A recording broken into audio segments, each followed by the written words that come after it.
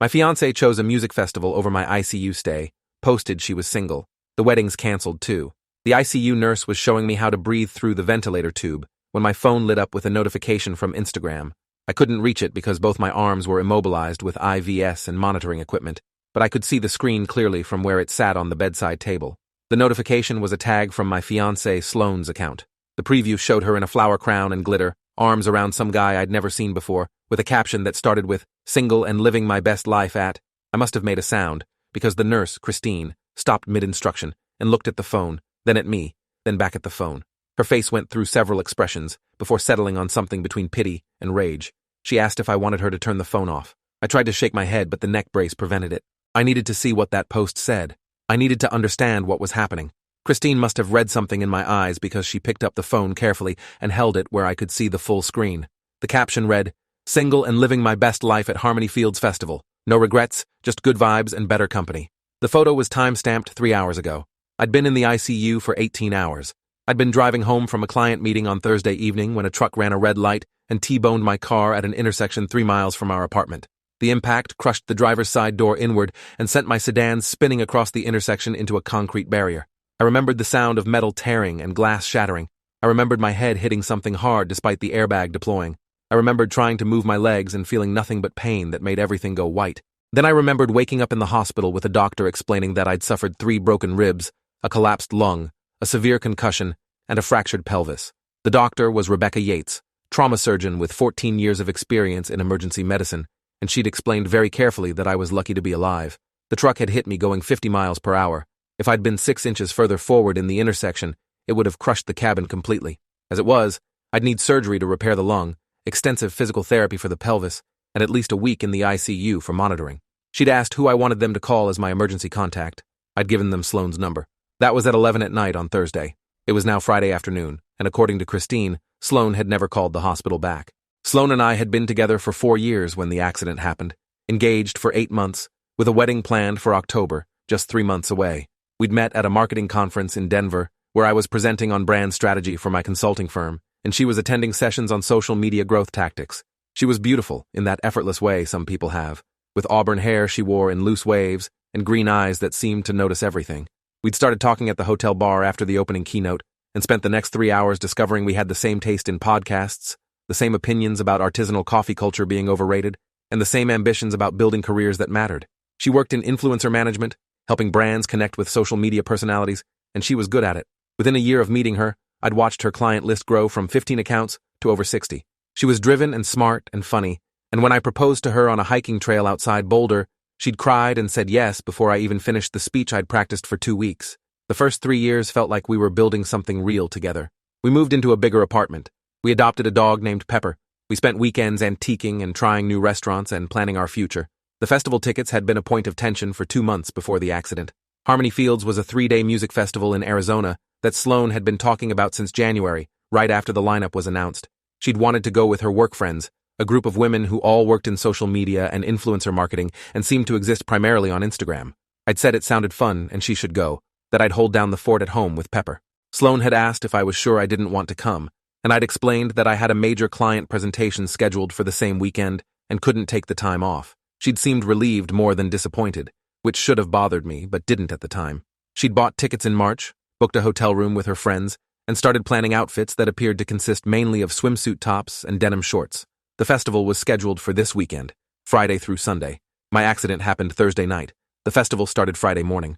I was beginning to understand the timeline of decisions Sloane had made while I was unconscious in the ICU. Christine stood next to my bed holding my phone, waiting for me to indicate what I wanted her to do. I managed to blink twice, which we'd established meant yes. She asked if I wanted to see more of the Instagram post. I blinked twice again. She scrolled slowly through the photos. There were 8 in total.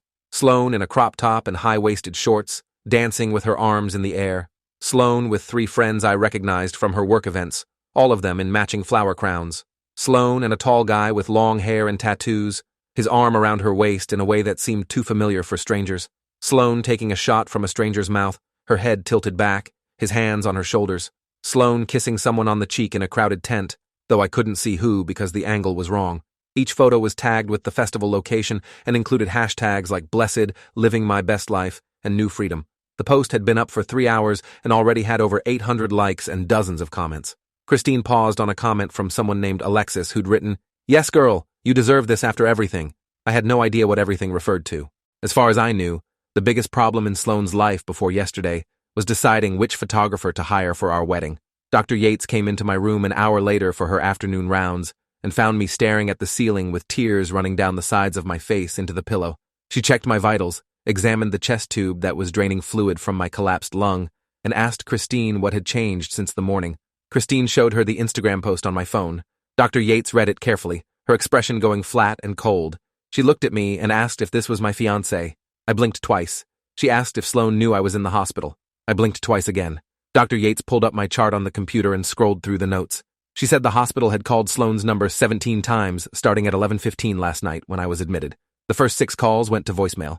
The 7th call was answered at 6 in the morning, and whoever answered had confirmed they were Sloane and asked about my condition. The nurse had explained I was in critical but stable condition following a severe car accident, that I'd need surgery, and that family should come to the hospital as soon as possible. According to the notes, Sloane had asked what hospital, what room number, and whether I was going to die. The nurse had said I was at Boulder Medical Center in the ICU, room 304, and that my prognosis was good, but I'd be hospitalized for at least a week. Sloane had said okay and hung up. She had never called back. She had never come to the hospital. She had gotten on a plane to Arizona instead.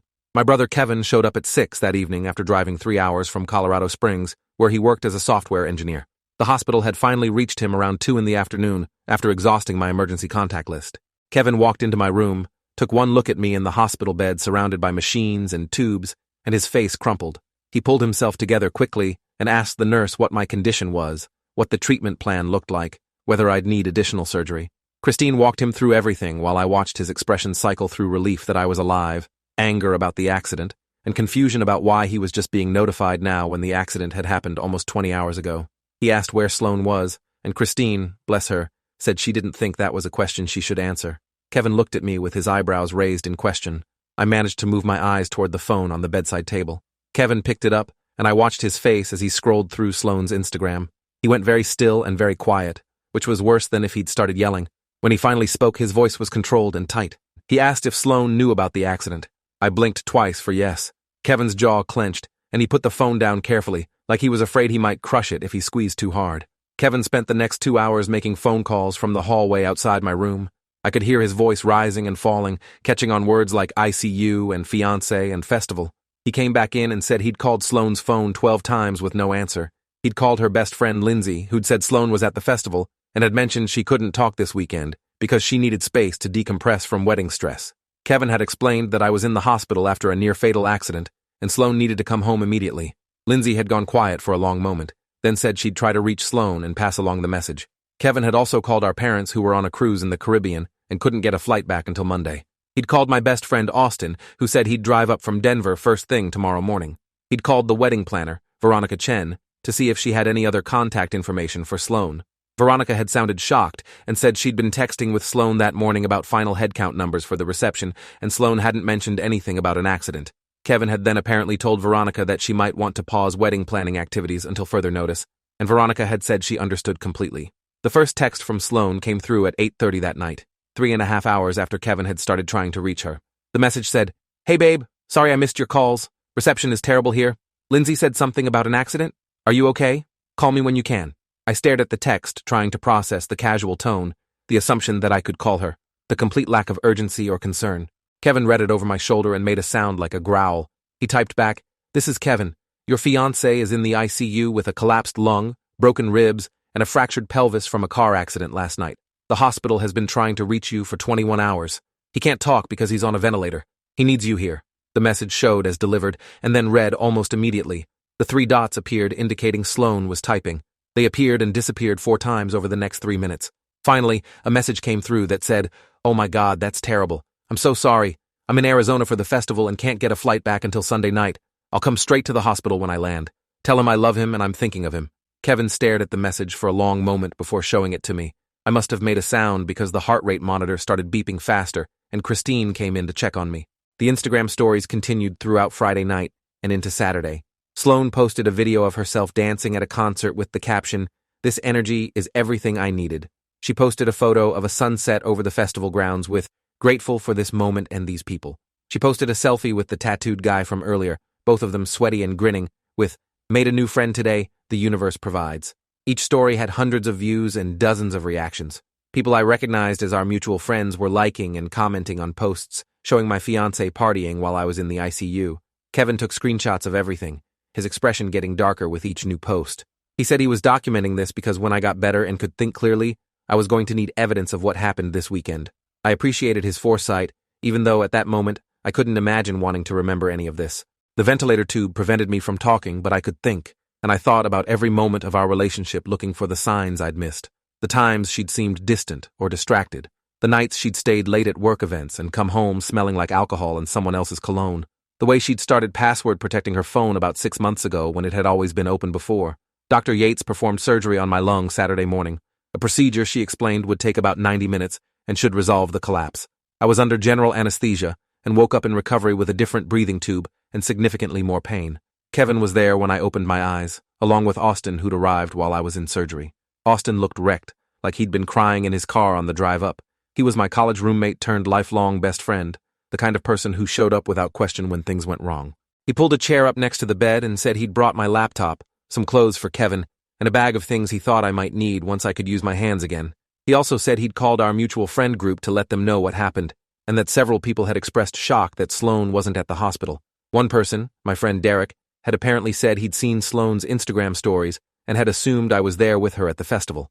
Austin had had to explain that no, I was in the ICU, and Sloan had gone to Arizona anyway. Derek had responded with a long silence, followed by some choice words about Sloan's character. Austin said the group chat was buzzing with people trying to figure out what was happening and whether they should reach out to Sloan directly. The wedding venue called Kevin's phone on Saturday afternoon because they couldn't reach either Sloan or me and needed to confirm some final details for the October date. Kevin explained the situation, and the event coordinator, a woman named Diana, went quiet before saying she was so sorry, and they'd put everything on hold until we could sort out next steps. She mentioned that the deposit was non-refundable, but if we decided to postpone rather than cancel, they could work with us on new dates. Kevin thanked her and said he'd be in touch. After he hung up, he looked at me and asked if I wanted him to start canceling wedding vendors, or if I wanted to wait and talk to Sloan first. I couldn't answer because I didn't know.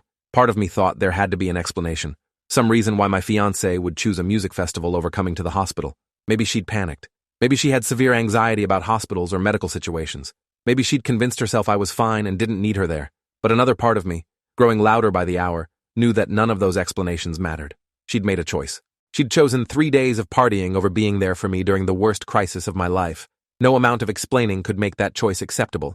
Sloan's Sunday morning Instagram story showed her eating breakfast at the festival, looking tired but happy, with the caption, "Last day of magic before reality sets back in."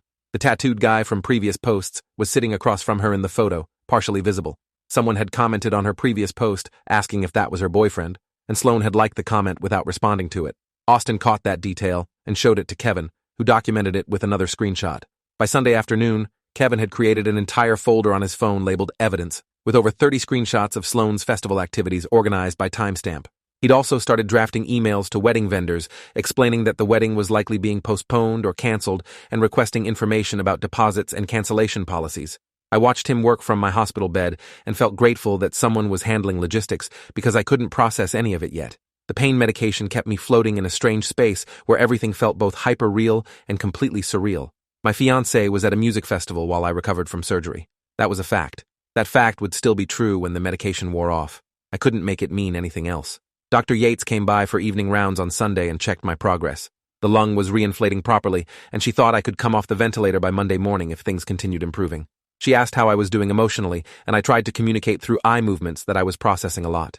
She pulled up a chair and sat down in a way that suggested she had time for this conversation. She said she'd been practicing medicine long enough to see patterns in how people respond to trauma, and one thing she'd learned was that medical crises had a way of revealing who people really were. She said some partners rose to the occasion and became fiercely protective caretakers. Other partners couldn't handle the reality of illness or injury and pulled away. She said neither response was personal to me, that it reflected the other person's capacity for showing up during hard times. She said I'd need to decide what I wanted to do with the information I'd learned about Sloan this weekend, but that I shouldn't make that decision until I was healthier and thinking more clearly. She also said that in her professional opinion, anyone who chose a music festival over their partner's ICU stay had shown me exactly who they were, and I should believe them. Kevin, sitting in the corner of the room, said, "Amen to that." Sloan texted Kevin's phone at 8 on Sunday night saying her flight had landed and she was heading to the hospital. I'd been off the ventilator for 2 hours by then and could breathe on my own through an oxygen mask, though talking still hurt. Kevin showed me the text and asked if I wanted him to stay in the room when she arrived or give us privacy. I managed to whisper that he should stay. Austin said he'd stay too if that was okay, and I nodded. I wanted witnesses to whatever was about to happen because I didn't trust my own judgment anymore. Sloan arrived 45 minutes later, walking into my ICU room wearing ripped jeans and a festival t-shirt, her hair in a messy bun, sunglasses pushed up on her head. She looked tan and exhausted, and she smelled like sunscreen and sweat. She came straight to the bed and reached for my hand, her face crumpling into what looked like genuine distress. She started crying and saying she was so sorry, that she'd been so scared when she heard about the accident, that she'd wanted to come back immediately, but couldn't get a flight and didn't know what to do. I pulled my hand away from hers. The movement hurt my ribs, but I didn't care. Kevin stood up from his chair, and Sloan noticed him and Austin for the first time.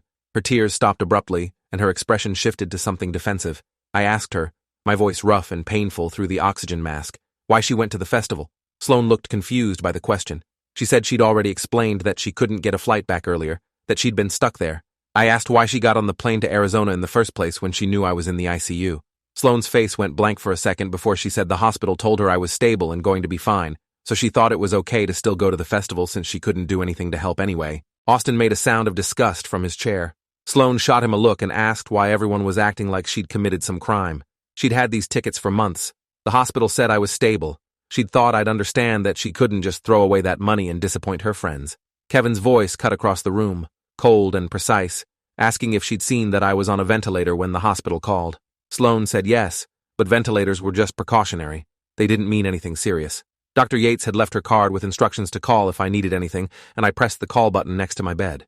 She arrived 3 minutes later, took one look at the scene in my room, and asked if everything was okay. I asked Dr. Yates to explain to Sloan what my condition had been when I was admitted Thursday night. Dr. Yates looked at Sloan, then at me, and seemed to understand what I was asking for. She explained in clinical detail that I'd arrived at the hospital with life-threatening injuries, that my lung had collapsed and was filling with fluid, that my ribs had punctured tissue, that my pelvis fracture could have led to internal bleeding if not properly monitored, that I'd required emergency surgery and ICU-level care because there was a real risk of complications that could have been fatal. She said when the hospital called Sloan Friday morning, the message had been clear that this was a serious situation requiring family presence. She said ventilators were not precautionary. They were life support for patients who couldn't breathe adequately on their own. She said in her professional assessment, my fiancée should have been on the next available flight home, and the fact that she'd chosen to attend a music festival instead was, and she paused here for emphasis, deeply concerning from a medical ethics standpoint. Sloan's face had gone pale during this recitation. She started to say something, but Dr. Yates held up a hand and said she needed to finish. She said she'd seen family members drive through blizzards, cancel international trips, and leave their jobs to be with loved ones in the ICU. She said the fact that Sloan had chosen a music festival spoke volumes about her priorities. Then Dr. Yates excused herself and left the room. Sloan turned to me with tears streaming down her face and said I was making her feel terrible for no reason, that she'd made a mistake in judgment, but it wasn't malicious, that I was turning everyone against her when she was the one who was scared and overwhelmed. She said she hadn't known what to do when the hospital called, that medical stuff freaked her out, that she'd convinced herself I was fine because she couldn't handle thinking about me dying. She said going to the festival was her way of coping with the trauma of almost losing me. Austin laughed out loud at that, an ugly, bitter sound. He said Sloan had posted 18 Instagram stories over the weekend, showing her dancing, drinking, and making new friends, and none of that looked like someone coping with trauma. He pulled up her Instagram on his phone and showed her the posts. Sloan's face flushed red, and she said those posts didn't mean anything, that people posted happy things on social media even when they were struggling, that I of all people should understand that since I worked in marketing. I asked about the post where she'd written that she was single. Sloan froze. She said it was just a joke, that all her friends had been posting stuff like that it didn't mean anything serious. I asked about the guy in half her photos. Sloan said he was just a friend she'd met at the festival, that I was being paranoid and jealous when I should be grateful she came to the hospital at all. Kevin pulled out his phone and started reading from the screenshots he'd saved. Comments from Sloan's friends saying she deserved to be happy and free. A direct message from someone asking if she'd finally left her controlling boyfriend. A message from the tattooed guy whose name appeared to be Maddox, asking when he could see her again and saying the weekend had been amazing. Sloan's face went from red to white. She asked how Kevin had gotten those messages, and he said Maddox's Instagram was public, and he'd posted screenshots of his conversations with Sloan to his own story, probably not realizing they were visible. Sloan started crying harder, saying this wasn't fair, that I was invading her privacy, that she couldn't believe I was attacking her like this when she'd rushed to the hospital to see me. I pointed out that she'd taken 3 days to rush here, and that she'd spent those 3 days partying with another man and telling the internet she was single. Sloane said I was twisting everything, that she loved me, that we were getting married in 3 months, and she wanted to work through this. I asked her to leave. She said no, we needed to talk about this like adults. I pressed the call button again, and when Christine arrived, I asked her to please have security escort Sloane out of the ICU. Christine looked at Sloane and asked if she needed help finding the exit. Sloane gathered her purse and stood up, her face twisted with anger now instead of tears. She said I was going to regret this, that I was throwing away 4 years over one mistake, that she'd been nothing but supportive and loving, and I was repaying her by humiliating her in front of strangers. She said when I calmed down and thought rationally, I'd realize I was overreacting. She said she'd give me space to process, but we needed to talk before I made any permanent decisions about the wedding. She left the room, and I could hear her heels clicking down the ICU hallway. Kevin let out a long breath and said that went about as well as he'd expected. Austin said he'd recorded the last 10 minutes of the conversation on his phone in case I needed it later. I started to ask why I would need it, then realized he was right. Sloane had already demonstrated she was willing to rewrite reality to suit her narrative. Having documentation of what she'd actually said seemed smart. I lay back against the pillows and felt exhausted in a way that had nothing to do with physical injury. Kevin asked if I wanted him to start officially canceling the wedding or if I wanted to wait. I said cancel everything. Kevin nodded and pulled out his laptop. Monday morning brought new complications. I was moved out of the ICU into a regular hospital room, which Dr. Yates said was excellent progress. Physical therapy started teaching me how to move with the pelvic fracture, which involved a lot of pain and very little actual movement. The wedding venue called to confirm cancellation and said they were keeping the $5,000 deposit per the contract terms, but refunding the remaining balance. The caterer said the same, keeping $2,000 but refunding the rest. The photographer, the florist, the DJ, and the cake designer all had similar policies. Kevin compiled a spreadsheet showing we'd lose about $13,000 in non-refundable deposits, but would recover roughly $40,000 in payments that hadn't been made yet.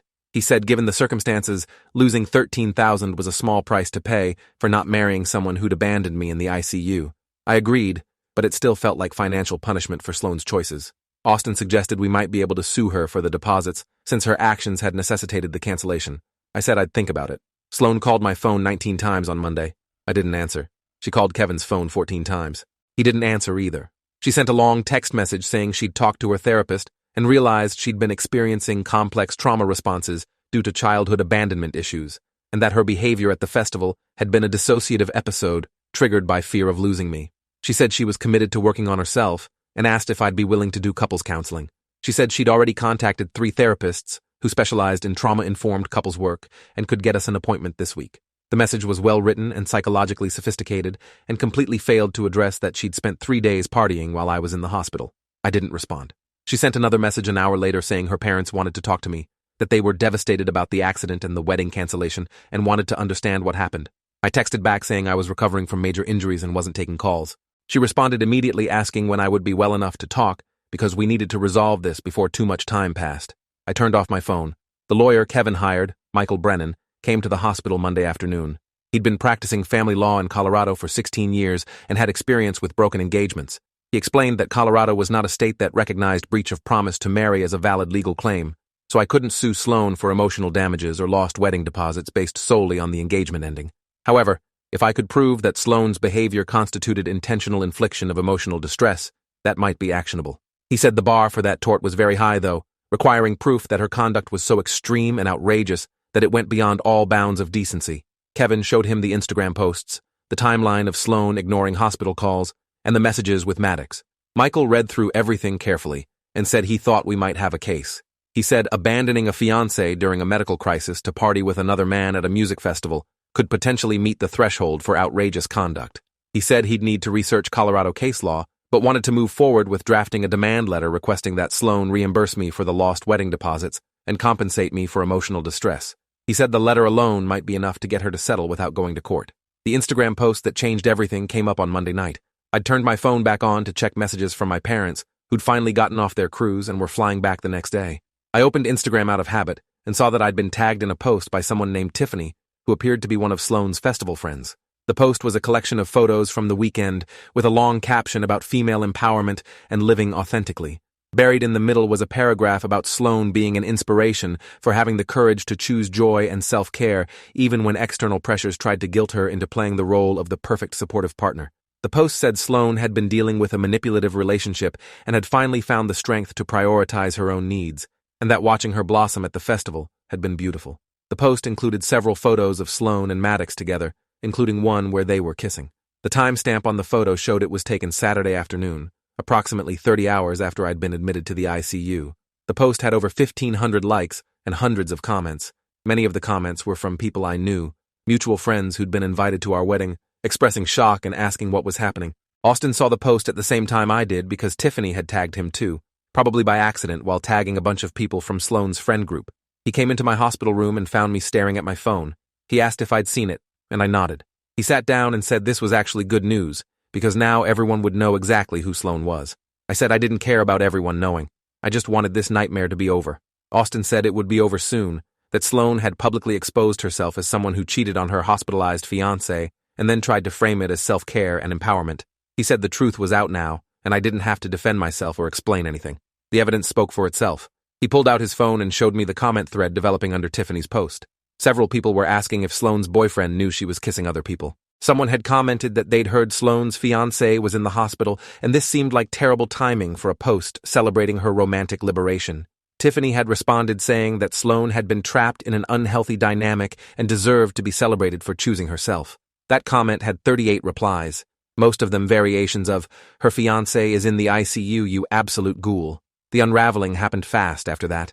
One of our mutual friends, a woman named Olivia who worked in public relations, commented on Tiffany's post with a detailed timeline of my accident and hospitalization, Sloane's decision to attend the festival anyway, and the fact that she'd posted about being single while I was on a ventilator. Olivia included screenshots of text messages showing that she'd reached out to Sloane on Friday expressing concern about me, and Sloane had responded saying the hospital was overreacting, and I'd be fine. Olivia's comment got over 200 likes in an hour. Other people started adding their own comments about Sloane's behavior. Someone mentioned the Instagram story where Sloane had called herself single. Someone else pointed out the photos with Maddox, and noted that calling your hospitalized fiancé manipulative while cheating on him was a bold strategy. Tiffany deleted her post 2 hours after putting it up, but by then, multiple people had screenshot it, and the screenshots were circulating. Someone created a Twitter thread about the situation that went viral in relationship advice communities. By Monday midnight, thousands of people knew the story of the woman who chose a music festival over her fiancé's ICU stay. Sloane called me at 1 a.m, her voice frantic and panicked. She said people were attacking her online, that strangers were sending her horrible messages, that someone had found her work email and sent screenshots to her boss. She said I needed to make a public statement defending her, explaining that this was all a misunderstanding, asking people to stop harassing her. I said I wasn't going to do that. She said I was letting people destroy her reputation over a few bad decisions made during a stressful time. I said she'd destroyed her own reputation by posting about our private life on social media and then getting caught lying about it. She started crying and saying she couldn't believe I was being so cruel, that she was getting death threats and losing clients, and it was all my fault for not controlling the narrative. I asked how I was supposed to control a narrative I didn't create. She'd posted about being single. She'd kissed another man at a festival while I was in the hospital. She'd let her friends post about her brave choice to leave a manipulative relationship. Those were her choices and her posts. I hadn't leaked anything or told anyone anything beyond the basic facts. She said the basic facts without context made her look like a monster. I said maybe she should have thought about that before going to Arizona. She hung up on me. My parents arrived at the hospital on Wednesday morning, both of them looking aged and worried. My mother cried when she saw me, and my father kept touching my shoulder like he needed to confirm I was real and alive. They'd gotten periodic updates from Kevin during their cruise, but seeing me in a hospital bed made it real. After they'd settled in and been briefed on my medical status, they asked about Sloane. Kevin, who'd been staying at the hospital almost constantly, showed them his evidence folder. My mother's expression went from concerned to furious as she scrolled through the Instagram screenshots. My father read the text messages Sloane had sent, and his jaw got tighter with each one. When they'd seen everything, my mother said she'd never liked Sloane, but had kept quiet because I seemed happy. She said she'd always thought Sloane was too focused on appearances and social media, too interested in performing a relationship rather than having one. She said this weekend had proven her instincts right. My father, who was generally the more measured parent, said he thought I should pursue legal action against Sloane for the financial damages her behavior had caused. He said he'd pay for the lawyer if money was an issue. I said I was already working with a lawyer and appreciated the offer. Dr. Yates cleared me for discharge on Thursday, exactly 1 week after the accident. She said I'd need extensive physical therapy for the next 6 to 8 weeks, pain management, and regular follow-ups to monitor the healing. She gave me restrictions on lifting, driving, and physical activity. She also gave me the names of 3 therapists who specialized in trauma, because she said processing a near-death experience combined with a major betrayal was too much for anyone to handle alone. I thanked her for everything and meant it. She'd not only saved my life medically, but she'd also validated my emotional response to Sloane's behavior when I'd been questioning whether I was overreacting. As she was signing my discharge papers, she said something I'd remember for years. She said that medical crises were like earthquakes. They shook everything and showed which structures could withstand the pressure. Sloane had crumbled at the first tremor. That told me everything I needed to know about what kind of partner she would have been through life's inevitable difficulties. Some people were built for the long haul and some weren't, and I'd learned which category Sloane fell into before I'd legally tied myself to her. Michael Brennan sent the demand letter to Sloane on Friday, requesting $15,000 for the lost wedding deposits plus an additional $25,000 for emotional distress. The letter outlined her abandonment during my medical crisis, her infidelity, and her public statements that had damaged both my reputation and hers. Michael said he didn't expect her to pay the full amount, but was starting high to leave room for negotiation. Sloane's response came through her own attorney 3 days later, a woman named Patricia Langford, who specialized in defending women in family law disputes. The response letter denied all wrongdoing, claimed Sloane had acted reasonably based on information provided by the hospital, and stated that my demand was retaliatory harassment stemming from my inability to accept the relationship ending. The letter also claimed that I had created a hostile environment online by failing to control my friends and family who were allegedly cyberbullying Sloane. Michael read the response letter and said it was exactly what he'd expected: deny everything and try to flip the narrative. He said we'd proceed with filing an actual lawsuit and let a court decide who was telling the truth. I said to move forward. The lawsuit was filed in late August, about 3 weeks after the accident. It named Sloane as defendant and requested damages for intentional infliction of emotional distress, breach of fiduciary duty as a domestic partner, and financial losses stemming from her conduct. The filing became public record and was picked up by a local news blogger who ran a story titled, "Festival Over Fiancée, Man Sues Ex After She Chose Concert Over His ICU Stay." The story was factual and included quotes from the court filing, but it reignited the social media attention. Sloane's Instagram, which she'd made private after the initial backlash, was flooded with follow requests and angry messages. She posted a statement to her stories saying she was a victim of an online harassment campaign orchestrated by a vindictive ex-fiancé who couldn't accept that she'd outgrown him. The statement said she'd made difficult choices to protect her mental health and was being punished for setting boundaries. The statement was screenshot and torn apart by hundreds of people who pointed out that abandoning your partner during a medical emergency wasn't setting boundaries, it was abandonment. Several of Sloane's professional clients dropped her, citing the negative publicity. Her influencer management firm released a statement saying Sloane no longer represented the company's values. She lost about 30,000 Instagram followers in a week. The depositions happened in October, right around what would have been our wedding weekend. I sat across a table from Sloane for the first time since she'd been escorted out of the ICU, and she looked different, thinner, with dark circles under her eyes, her hair dyed darker and cut shorter. She wouldn't make eye contact with me. Her attorney asked questions about our relationship history, the accident, my medical condition, and what I claimed to have suffered as damages. I answered everything honestly and provided documentation for all of it. Medical records, hospital bills, therapy invoices, texts from friends expressing concern, emails canceling wedding vendors. When it was my attorney's turn, Michael asked Sloane to walk through her decision-making process the morning the hospital called. She said she'd been half asleep and confused, that the nurse had said I was stable, and that she'd thought stable meant I was fine. Michael asked if she'd called back to check on me. She said no, she'd thought Kevin would keep her updated. Michael asked why she'd posted on Instagram that she was single. Sloane said it had been a joke that her friends would understand. Michael asked if making out with another man at a festival while her fiancé was in the ICU was also a joke. Sloane's attorney objected, but Sloane answered anyway, saying she'd been drunk and scared and hadn't been thinking clearly. Michael asked if being drunk and scared had lasted all 3 days of the festival. The deposition lasted 4 hours, and by the end, Sloane was crying, and her attorney was requesting breaks every 20 minutes. The settlement offer came 2 weeks later. Sloane would pay me $8,000 for lost wedding deposits, agree to a mutual non-disparagement clause, and issue a public apology acknowledging that her actions during my medical crisis had been hurtful and that she took full responsibility. Michael said it was a reasonable offer and recommended accepting it. I asked about the emotional distress damages, and he said those were always hard to prove and expensive to pursue. He said $8,000 plus an apology was a solid outcome and would let me close this chapter. I thought about it for a day, talked to Austin and Kevin and my parents, and agreed to settle. The settlement was finalized in November. Sloane posted the apology to her Instagram in December, a carefully worded statement about learning from mistakes and understanding that her choices had caused harm. The post got mixed reactions, some people praising her for taking accountability, and others saying it was too little too late. I didn't care either way. I'd gotten my money and my acknowledgement. What other people thought about Sloane wasn't my concern anymore. I started dating someone new in January, 9 months after the accident.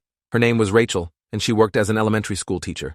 We met at a coffee shop where she was grading papers and I was working on my laptop during physical therapy recovery. She was nothing like Sloane, quiet where Sloane had been loud, private where Sloane had been performative. She had maybe 200 Instagram followers and posted once a month, usually pictures of her dog or books she was reading. On our third date, I told her the whole story about the accident and Sloane and the lawsuit. Rachel listened without interrupting, and when I finished, she said she was sorry that happened to me, but grateful I'd learned what I needed to learn before getting married. She said some people were built for the easy times, and some were built for the hard times, and you really needed someone built for both. I thought about Dr. Yates saying something similar about structures that could withstand pressure. Rachel turned out to be one of those people built for both. When I had a setback with my pelvic fracture healing and needed additional surgery a year later, she was there every day, bringing me books and bad hospital coffee and sitting with me through the boring hours of recovery. The contrast to Sloane was so stark it felt like a different universe.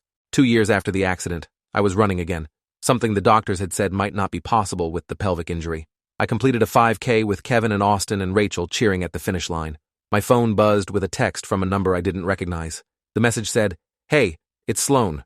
I know we haven't talked in a long time, but I wanted to reach out. I've been doing a lot of work on myself, and I realize now how badly I messed up. You deserved so much better, and I'm sorry for everything. I hope you're doing well. No need to respond. I just wanted you to know."